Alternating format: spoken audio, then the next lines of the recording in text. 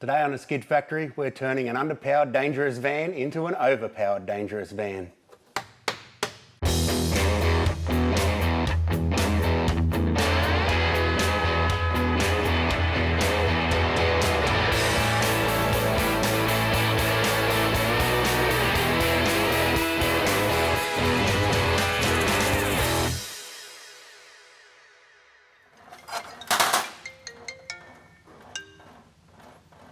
Yo, bro, what's going on?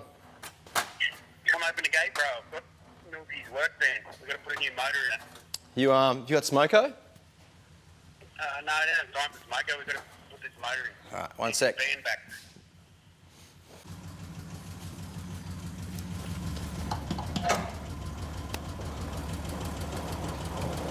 What the hell?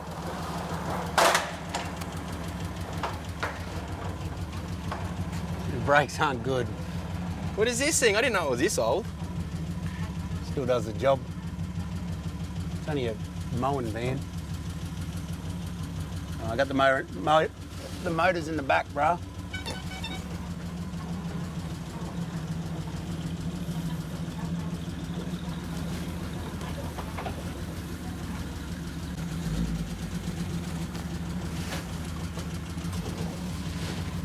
It's got no brakes.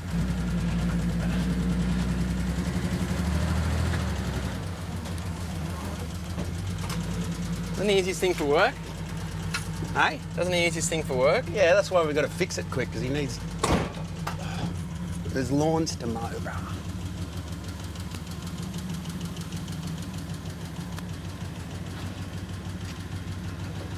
How was the drive here?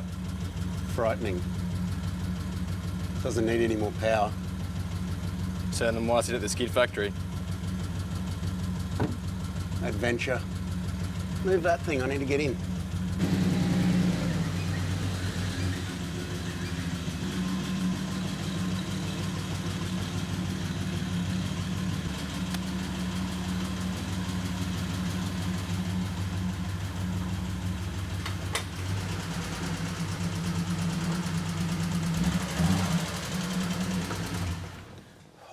Sounds like your patrol. Shut up.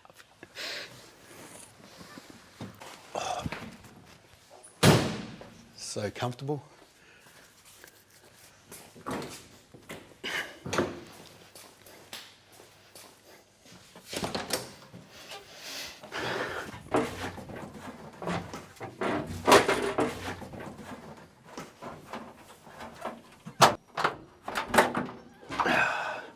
This is a new motor. Supposedly fits straight in. Should be good.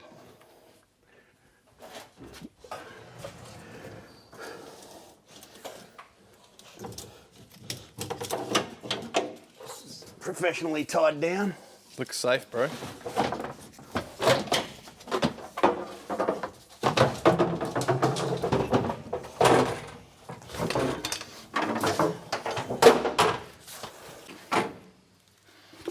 Oh, look at this, bro.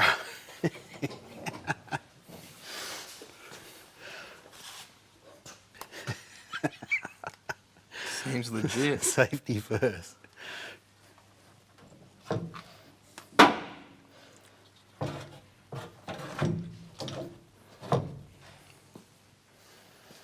Oh, gotta get to it. This is my mate Millsy's Bedford CF van. He uses it for a gardening truck, which is, you know, it looks like a gardening truck, doesn't it? This is a GM product. So it looks like the A-Team's van. You could just imagine BA Barra sitting up there next to Kramer, tearing around with lights on the roof, shooting at people. But it's actually a GM Europe product, so it's not even related to the GMC vans. It's a different thing altogether. It's a Vauxhall product, which is GM England, so and Opel, which is Germany. So they originally produced them with a little 4-cylinder slant thing, which is rubbish. Little engine that didn't have enough power, so they had like 6-to-1 diff ratios to make up for it, and they couldn't really go past 80. That didn't cut it for Australia. So when they brought them over here, GM Australia, so Holden imported them. They didn't bother with that 4-cylinder engine. They just smashed a Holden 6-cylinder, so a red motor, a 202, straight in there. Just kept cutting until it fitted, which is how we roll in Australia.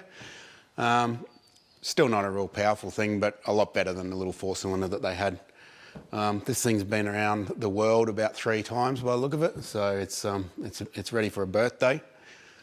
Millsy's pretty smitten with it, so we've decided to repower it. I suggested something like a 1JZ, which is, you know, way powerful enough for a wonky van like this, but Millsy likes his power, so he said, bugger it, let's put a Barra in it. So that's what we're going to do.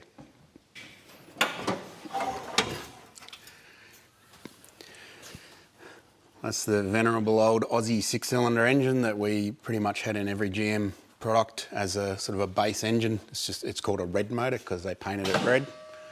Pretty high tech. That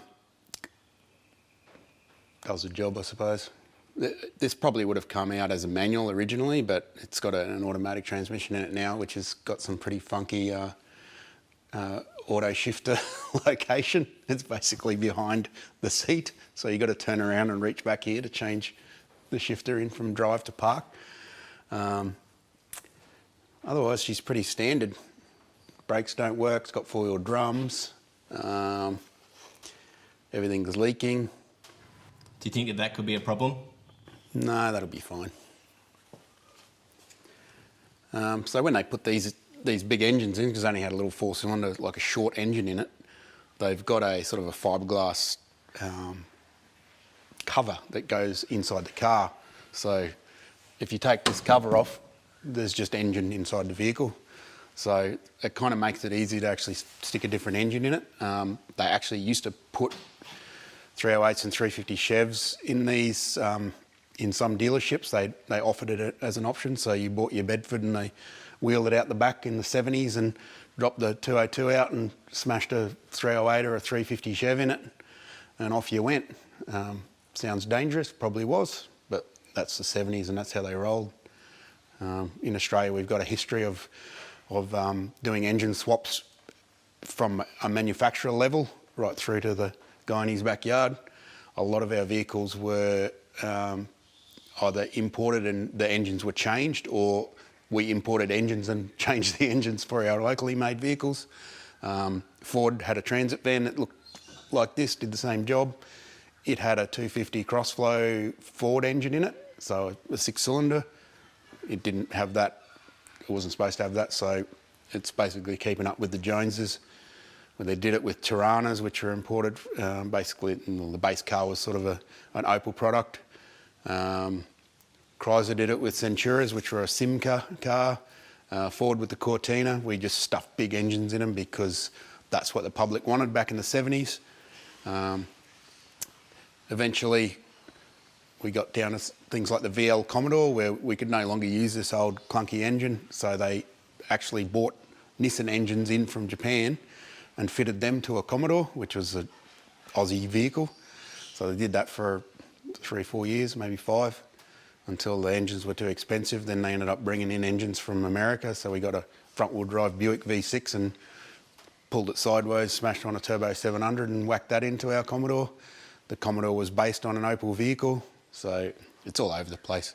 So it gives you a bit of an idea of why Aussies are always putting engines into cars where they shouldn't be. It's just part of our heritage.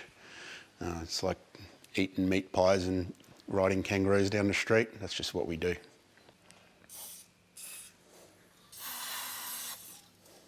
See how easy that was?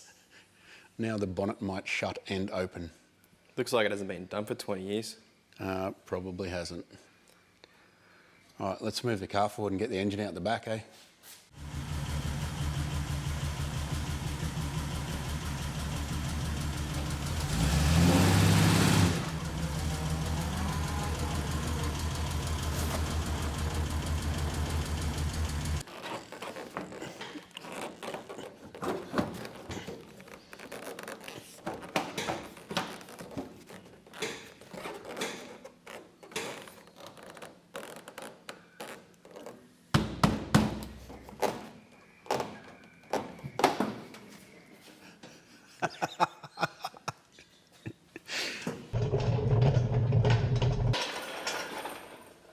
So where'd you get this from, Al? I don't know, Millsy got it from a wrecker. It's a 2015, I think, FG XR6 or G6E turbo engine. So if you've watched the Cresta video, you probably have a little bit of an idea what it is, but this is a bit of a Aussie icon engine.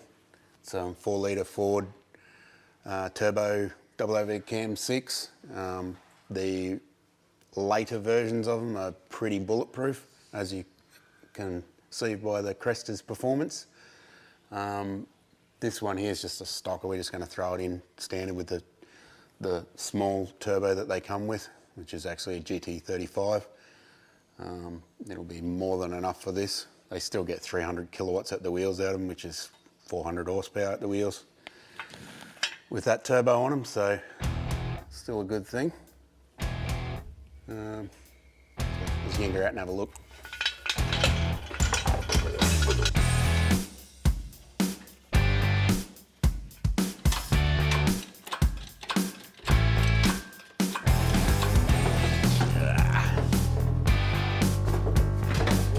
Man, I hate this engine crane so much.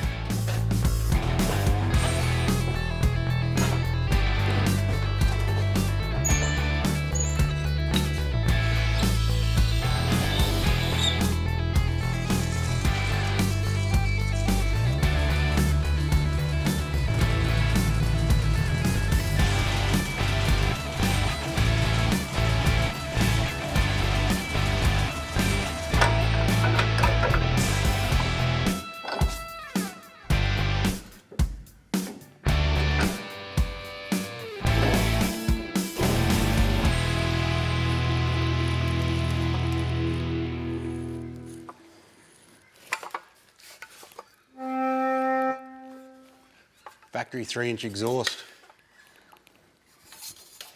except for that bit. Oh, hello, jerks.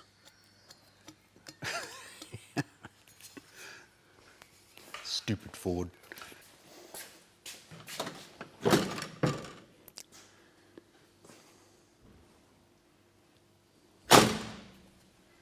It's a bit of a problem.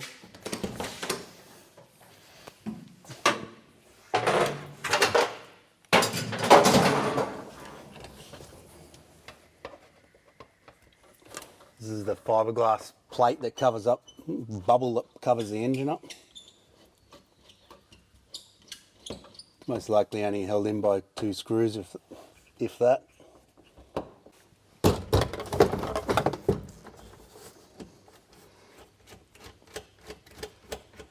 3 screws? Yep. It's one more than I thought.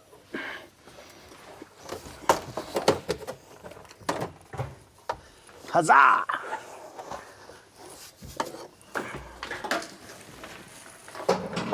So here's the old 202 they've got powering this vehicle at the moment. These things were from the 60s, but they're a little bit of an upgrade from what was called the grey motor, because it was painted grey, which is an older version of this. They kept these running right till to about 1985 in the Commodore. Added a lot more pollution stuff, made them go worse.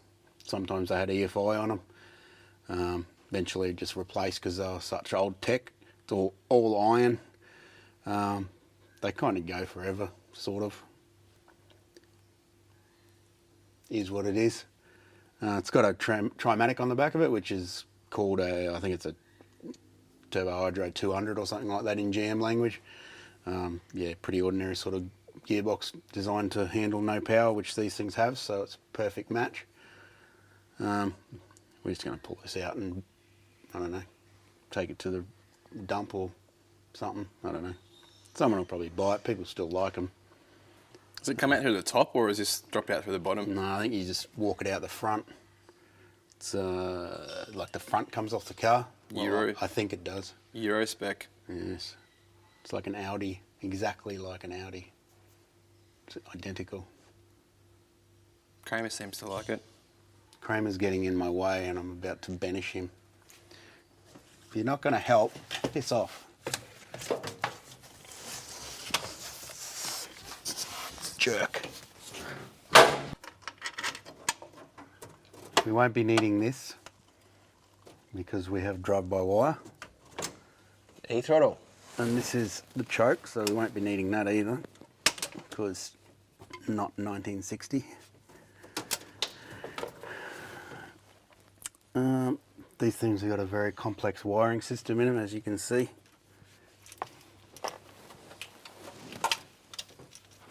Is that it? Beautiful. You give me every spanner but the one I need. It's not cool. It's Imperial stuff, bro. Yeah, but you missed out the one that I need. What's One that? with 1/2. That's code.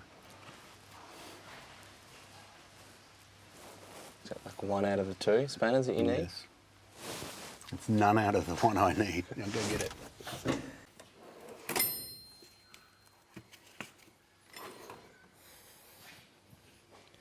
Man, it was like stuck in my toolbox. That's how much I used this thing before.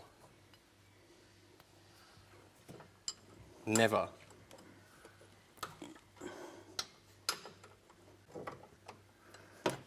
The car itself might even be Whitworth or something.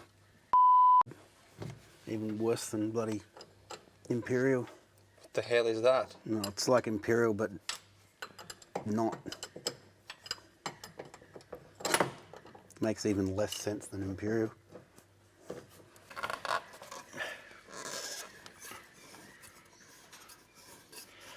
All this stuff is actually off the red motor. That normally just sits on top of the carby. So they've made, all this stuff's been made by Holden to adapt it. It's like a cast top there that goes into the carby that's not done up.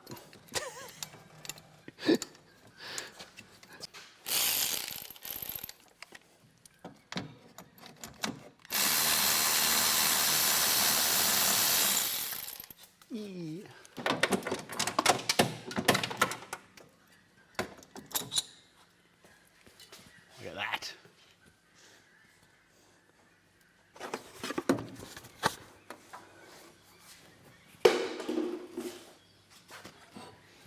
You like making piles of mess, don't you? I like throwing away junk, yes.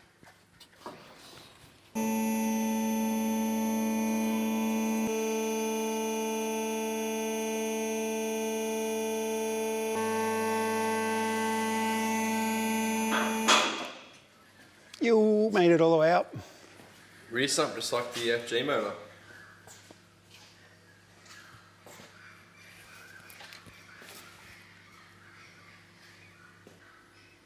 Just a luxury Model L, top of the range, aircon. Yep. All the luxury. Automatic aircon. It's actually got a, Power steer? nah. Drum brakes. It's got a Chevy diff in it. Is that good? I'd say the one that they came with would explode pretty easily, so that's probably the upgrade for it. It's like a 10 bolt, which is not great, but it's probably better than the little thing it came with.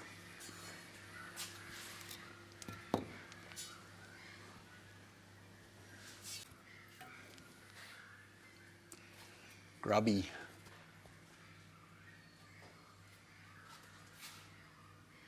What's the plan of attack, Al?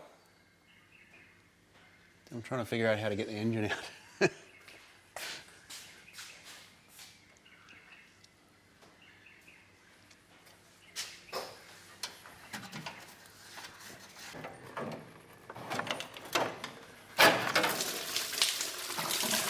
Fancy, eh? Bring it in, bro. Bring it in.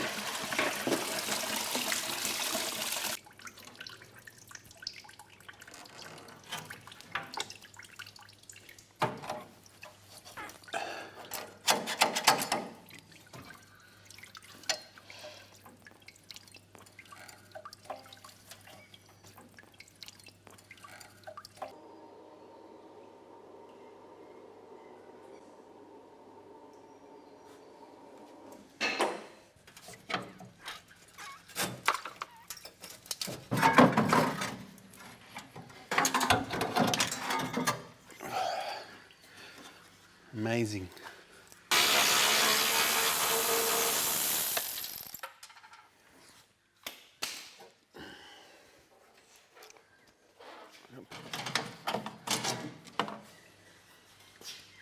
Out with the old times, eh? I'm being a badass and using metric tools on Imperial bolts. It's looking like we're going to have to drop the whole lot out the bottom. So just unbolt the entire suspension frame. It comes away from the chassis rails and just lift the body up. That's from my Googling. It looks like that's how it's done. So this thing here looks like it might come off, but then in other places it looks like it's been welded on, so who knows.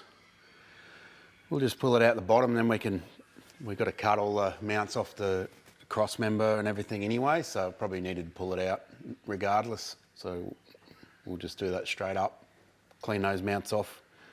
Then we can, when we put the Barra in, we can just make some new stands off the cross member for the upgraded versions of the mounts that they have from factory.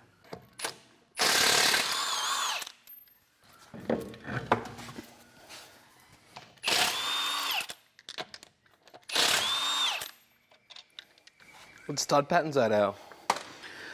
I have no idea, but it's different to the rear. But we're getting a disc brake front end for it. And it's going to have the same stud pattern as the rear, which is 5x4.75 Chevy pattern. So I'll have to get some new wheels as well. So the reason why we're taking the wheels off is because when we pull that, drop the cross member right down, we want to get it as close to the ground as possible before we release it and then lift the body back up. So taking the wheels off allows us to get right down low to do that. Plus they need to go in the bin because they're junk.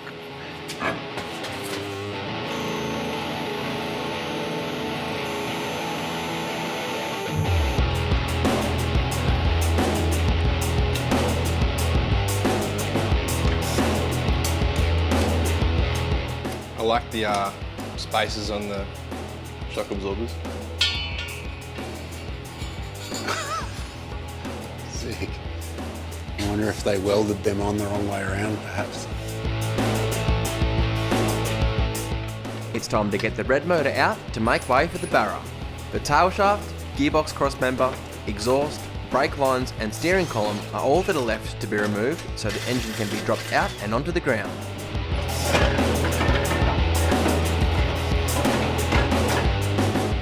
The Trimatic tail shaft yoke is cut off so that it can be placed back into the rear of the gearbox to save it from leaking out after the engine has been removed.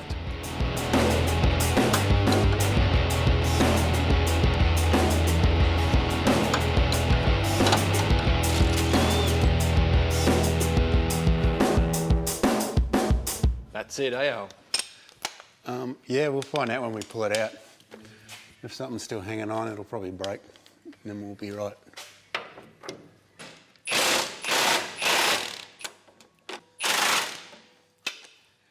Shall we?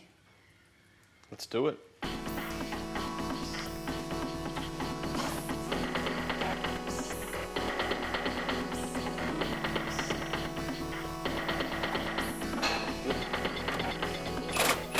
The crossmember bolts are removed and the whole assembly can be dropped out onto the ground and the car lifted up on the hoist.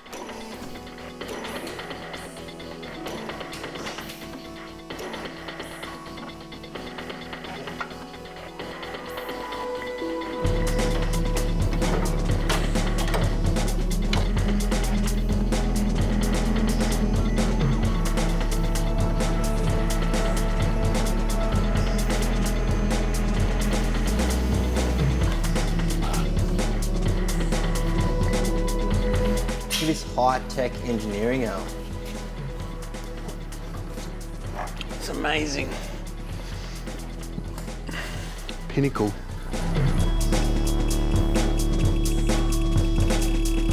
One 800 Gumtree, come pick up your red motor.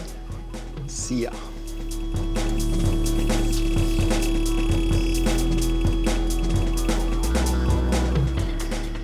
Same. Same? 14 1950.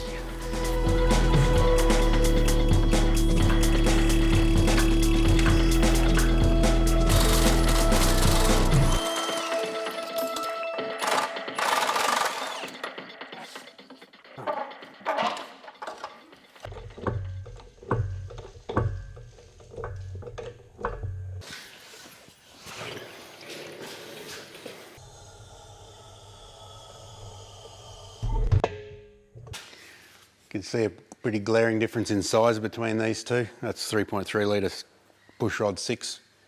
This is a 4 litre double overhead cam, variable cam timing, all the stuff, turbos, EFI, single barrel carby and nothing. So that's what we're up against. We've got to fit the big engine into the small van, but it's pretty much what we do, so I suppose we can't complain. Just going to get rid of these intake tube and stuff before we even bother going near the car, because there's no way in the world it's going to fit. Plus it's got like a muffler thing on it to stop making whoosh noises, and no one wants that.